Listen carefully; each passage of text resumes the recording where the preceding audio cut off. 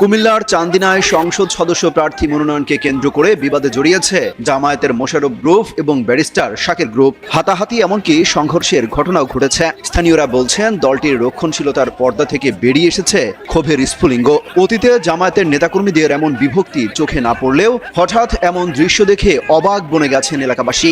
দলের রীতিনীতি আদর্শ উপেক্ষা করে দুটি গ্রুপই এখন প্রকাশ্যে দ্বন্দ্বে জড়িয়ে পড়েছে। এদিকে চান্দিনায় জামায়াতের দুটি পক্ষকে একই মোহনায় মিলিত করার কাজ চালিয়ে যাচ্ছেন দলের সিনিয়র নেতারা। সরেজমিনে খোঁজ নিয়ে জানা যায় চান্দিনায় জামায়াতে ইসলামীর প্রার্থী মনোনয়ন ঘিরে দলটির অভ্যন্তরে চরম ক্ষোভ বিরাজ করছে। স্কিন শুষ্ক রুক্ষ হয়ে যাবে বলে কি বাইরে যাবে না? জাস্ট 1 2 3 4 করো, স্কিনটাকে রিভাইভ করো। কুমিল্লার 7 সংসদীয় আসনে দলটি মাওলানা মোশাররফ হোসেনকে প্রার্থী ঘোষণা করে। এতে ওই উপজেলায় জামায়াতের নেতাকর্মীরা দ্বিধা বিভক্ত হয়ে পড়েছেন। জামায়াত মনোনীত প্রার্থীকে তৃণমূল কর্মীরা আওয়ামী লীগের দোসর আখ্যা দিয়ে নানা অপবাদ দিচ্ছেন।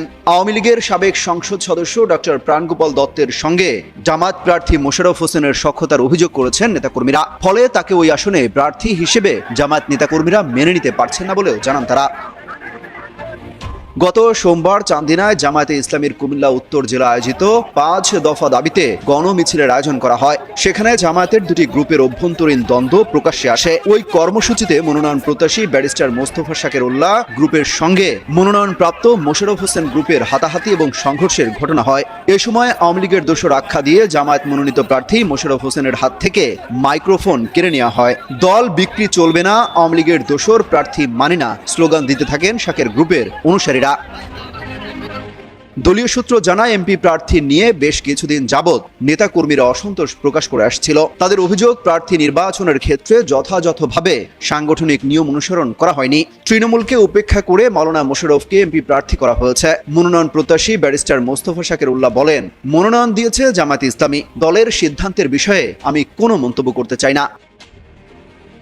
চান্দিনা উপজেলা শিবিরের সাবেক সভাপতি সাজিদ আল আমিন সোহাগ বলেন, দলের মনোনয়নপ্রাপ্ত মোশাররফ হোসেন আওয়ামী লীগের সাবেক সংসদ সদস্য প্রাণগোপাল দত্তের ঘনিষ্ঠ লোক। প্রাণগোপালের সঙ্গে উঠান বৈঠক করেছেন। সাবেক উপজেলা চেয়ারম্যান তপন বক্সির সঙ্গে বৈঠক করেছেন। আওয়ামী লীগের নেতাদের সঙ্গে তার অনেক ছবি রয়েছে।